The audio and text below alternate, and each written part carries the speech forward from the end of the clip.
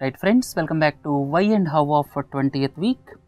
Look at the first one. During the visit of Chinese President to USA, 100-day trade action plan was announced, and look at various events. It appears that USA and China are taking actions for their mutual benefit. I listed 4 points. First one is China agreed to issue guidelines that would allow US-owned card payment services to begin their operations in China. And it is pertinent to mention that China's Union Pay system has had a near monopoly. And look into these aspects. The first aspect is Union Pay has got near monopoly in China, and now various card payment services like Visa, MasterCard will start operations in China, and this is the development which signifies that the relations between China and the United States of America are going to be towards mutual benefit. Look at another example. Now China would allow US beef imports. So this is second development. And another development is the credit rating agencies. International credit rating agencies will be allowed their operations in China. So this is third development. And the fourth one is America sent its representatives to attend the Belt and Road Initiative conclave, right? So all these point to that both the countries are ready to work for the mutual benefit, and this assumed significance because Donald Trump several times stated that he will impose stiff tariff barriers on the imports of commodities from China, right? Look into the next one. The second one is Union Civil Aviation Ministry is pushing very hard to introduce Wi-Fi facility on board flights. One of the key concerns with regard to Wi-Fi facility on board flights is the security aspect, and what is to be done is to permit on board Wi-Fi services. Amendments are to be made to the Indian Telegraph Act, and at present Wi-Fi services and phone calls are not allowed on flights flying over Indian airspace, and on security considerations India is not allowing it. And if you look here how the Wi-Fi can be given on board flight, here Wi-Fi facility for flyers can be permitted either through air to ground technology, that is one aspect, or satellite connectivity, but the satellite connectivity will be expensive, and worldwide many airlines are offering Wi-Fi for the passengers, but Indian airspace is not allowing Wi-Fi, so they have to switch off the facility once they enter the Indian airspace. And globally, some airlines are also providing on-board Wi-Fi services free of cost up to specified time. So if the proposal comes through, then in-flight connectivity for voice, data as well as video services will be available to the Indian airspace also. Then a committee of medical experts and nutritionists have recommended a tax on highly processed foods and sugar sweetened beverages. The committee, 11-member committee, was constituted by FSSAI. It recommended some revolutionary measures: ban on advertisements promoting foods high in fat, salt, sugar. So this FSS foods advertisements are to be banned, and the committee also stated that we should progress towards a total ban, right? And see the findings. The important finding is low income groups reportedly consumed more fried snacks and sweets than high income groups, and at the same time highest consumption of bakery items is in slums. So probably they may not be aware about the health consequences of this high consumption of FSS foods, right? Look into the next one. This is the World Health Organization has declared Ebola outbreak in the Democratic Republic of Congo, Africa. And please don't forget, around 2-3 years ago, more than 11,000 people lost their lives because of this in 3 countries of West Africa: Guinea, Liberia, Sierra Leone. And Ebola was first surfaced in 1976 in Emuku, that is in Zaire, but today it is called Democratic Republic of Congo. And the last outbreak in Democratic Republic of Congo was in 2014 when it killed 40 people in Democratic Republic of Congo. And if you look at this Ebola vaccine became 100% successful, or you can say it became successful with 100% protection. Clinical trials were held in Guinea, and the name of the vaccine is RVSV Jebo. Right? This is developed by the pharmaceutical giant Merck of United States of America. Let us go ahead. China and Pakistan signed a number of infrastructure agreements to boost cooperation on the $46 billion China-Pakistan economic corridor. Here, upgrading the railway track between Karachi and Peshawar, which is known as the main line, and establishment of a dry port in Havelian. Another point is economic and technical cooperation worth $490 million for the strategic Gwadar port, and East Bay Expressway 19-kilometer access control road under construction in Gwadar. So overall, all these things points to cementing more and more coordination and cooperation and cementing the ties between China and Pakistan, and in future China and Pakistan will be too closer, right? Please look into this. This is Gwadar port and this is a Strait of Hormuz. Please don't forget, this is Persian Gulf, which is rich in petroleum resources, and this is Gulf of Oman. So for the petroleum products to reach this part of China, so this route will be easy, right? Look into the next one. Through Ordinance, Reserve Bank of India amended Section 35A of Banking Regulation Act 1949. Section 35AA was added, Section 35AB was added. So specifically, if someone asks what Section 35AA states, it authorizes Reserve Bank of India to issue directions to banks to initiate insolvency process in case a party has defaulted under the provisions of Insolvency and Bankruptcy Code 2016. And as per Section 35AB, it allows Reserve Bank of India to issue directions to the banks for the resolution of stressed assets. Right, friends, look at the next one. India now has its standard bar of gold, which is 99.99% pure. So this standard bar of gold, which is known as Bharatiya Nirdeshak Dravya. Bharatiya Nirdeshak Dravya is the standard gold which is used to verify the purity of gold sold in the shops. Till now, we are importing from Canada and Switzerland for developing the gold standard, and now India developed its own gold standard. This is 20 gram in weight and the dimensions I have given here, and impurities are only 100 ppm, or you can say it is pure by 99.99%. Right, friends? And these 3 organizations are associated with it. This is the organization which minted the Nirdeshak Dravya, and remaining 2 organizations which are associated for standardization of this is BARC as well as National Physical Laboratory. Please don't forget from examination perspective. Next one is the hybrid annuity model, which was conceptualized to bring back private capital into road building, has given successful results in 2016-17.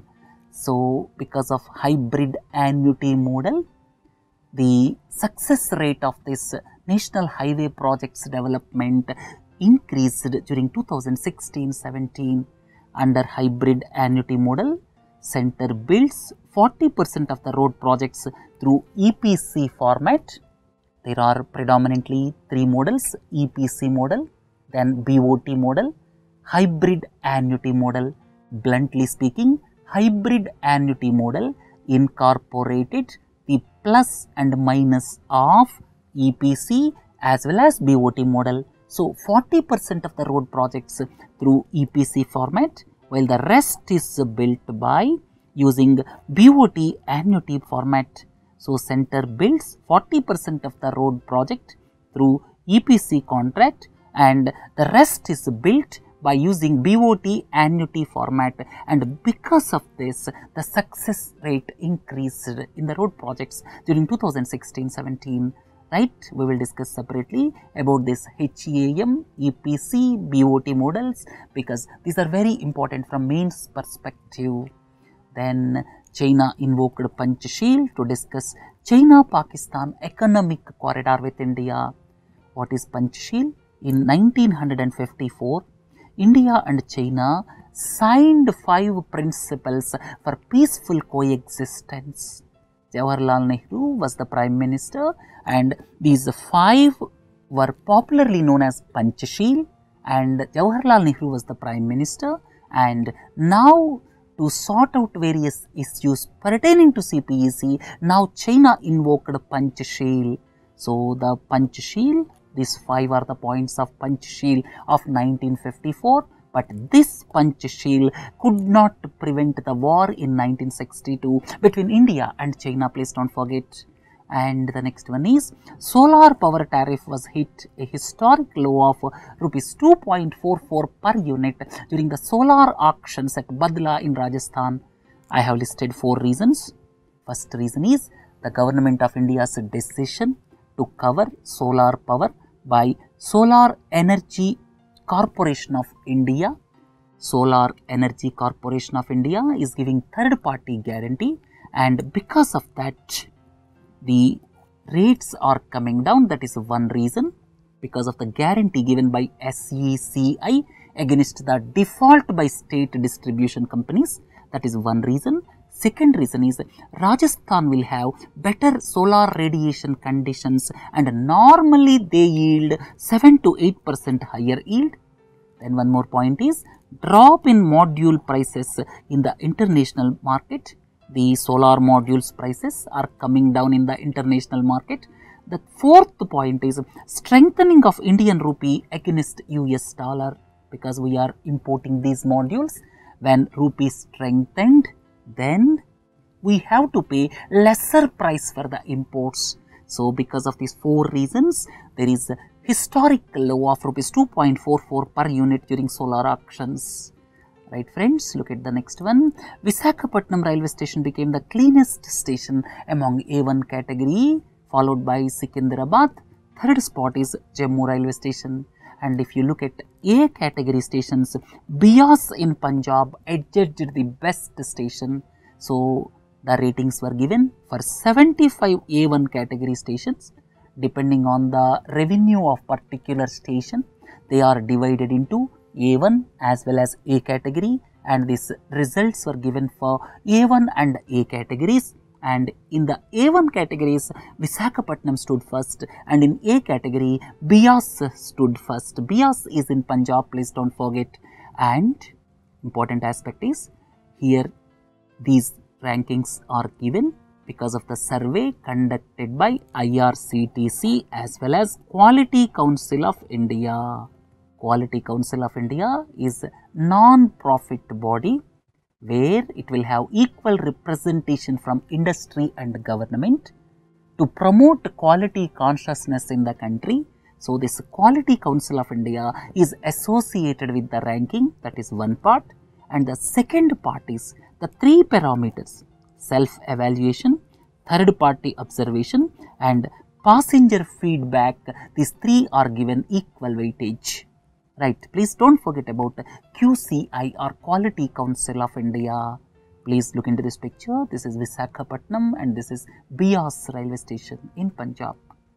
Then 2 of 145 M777 ultra light howitzer guns landed in India, and these guns were manufactured by BAE Systems in United States of America, and 25 guns will be imported and remaining 120 will be assembled in India with the manufacturer BAE Systems selecting Mahindra as its business partner. So 120 will be assembled here, 25 will be imported, and the total cost of the deal is $737 million.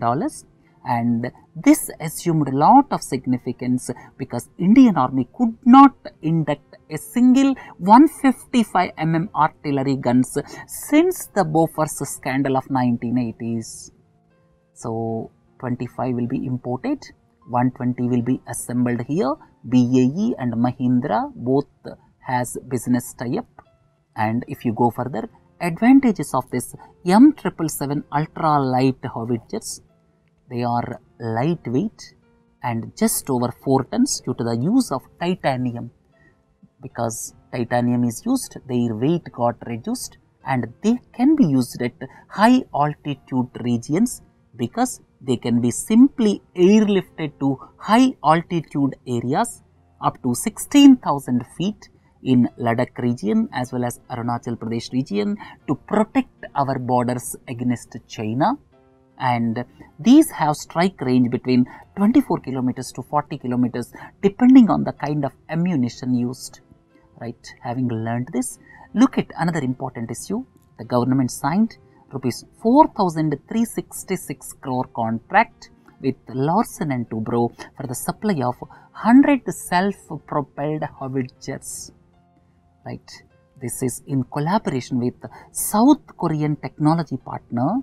This is South Korean technology partner as well as L&T will manufacture this 100 self-propelled howitzers.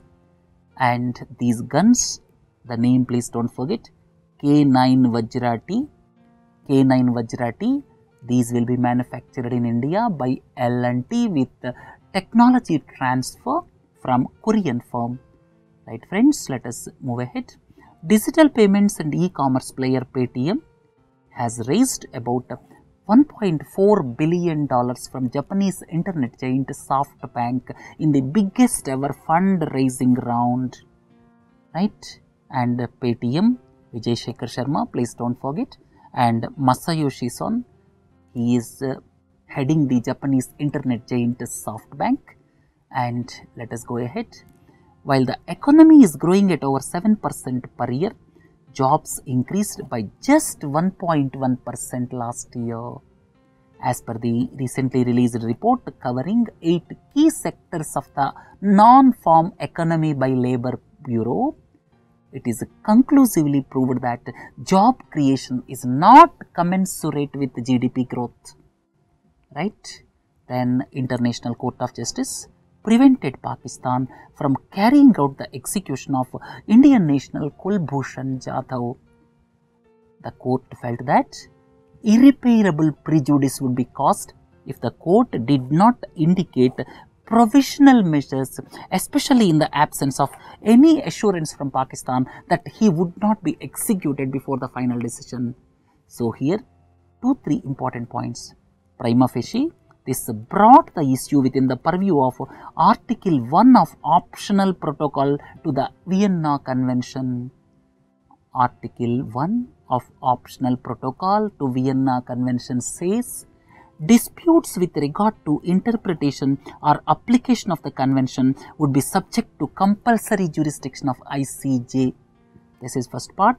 Second part is, there is no exception to the consular access.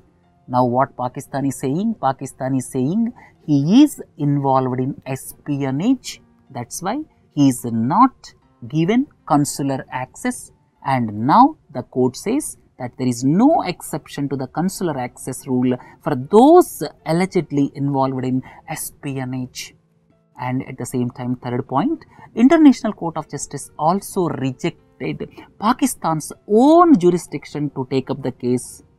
And the Pakistan's claim that 2008 bilateral agreement between India and Pakistan precluded the matter from raising the issue before ICJ.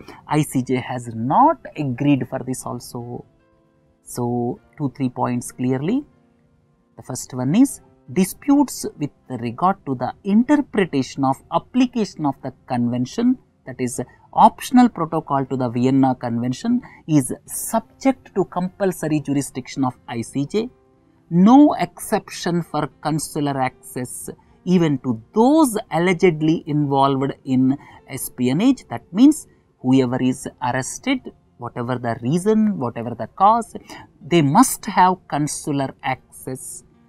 And the third point is the Pakistan's contention that 2008 bilateral agreement between two countries bars from entering into ICJ, that is also struck down by ICJ. Right friends, then International Court of Justice, ICJ, I have given here. This is the primary judicial branch of United Nations. Then headquarters is Peace Palace in The Hague, Netherlands. The court settles legal disputes submitted to it by the states. The court settles legal disputes submitted to it by the states, and Article 94 establishes the duty of all the UN members to comply with the decisions of the court involving them. So here these 2 points are very, very important. One is Article 94 establishes the duty of all the United Nations members to comply with the decisions of the court involving them. And what will happen if the parties do not comply? If the parties do not comply, the issue may be taken up before the Security Council for enforcement. Right? So, it settles the disputes submitted to it by the states, that is one part. And second important aspect is it provides advisory opinion on legal questions submitted to it by duly authorized international branches, agencies and the UN General Assembly. Right? Then GST Council agreed on the fitment of almost all the commodities in various tax slabs. Education and health are exempted from GST, and it is fitted into various slabs. And here if you see, 43% of the goods will go into standard rate of 18%, and the luxurious goods, maybe sin goods, they will be taxed at 28%, and luxurious goods as well as sin goods will attract cess also, and there will not be any tax on items like food grains, milk, jaggery, and only 5% tax will be attracted for sugar, tea, coffee, edible oil, etc. And look at the next one. Union Environment Minister Anil Madhav Dave died of cardiac arrest in Delhi. He was born in Ujjain, Madhya Pradesh, Rajya Sabha member from Madhya Pradesh. He wrote several books such as Shivaji and Suraj, Creation to Cremation, like that. And General Motors decided to exit Indian market by the end of 2017. And here it already stopped production at Halol plant, Gujarat last year. And now around 2,500 workers are employed at Talegaon production facility, and the company felt that it made more business sense to export its products from India rather than sell here. General Motors started in India as a joint venture with the Hindustan Motors, and it is the Detroit-based automaker, and design and engineering center is established near Bengaluru. Right friends, with this let us conclude why and how for the week. Have a nice day. Thank you.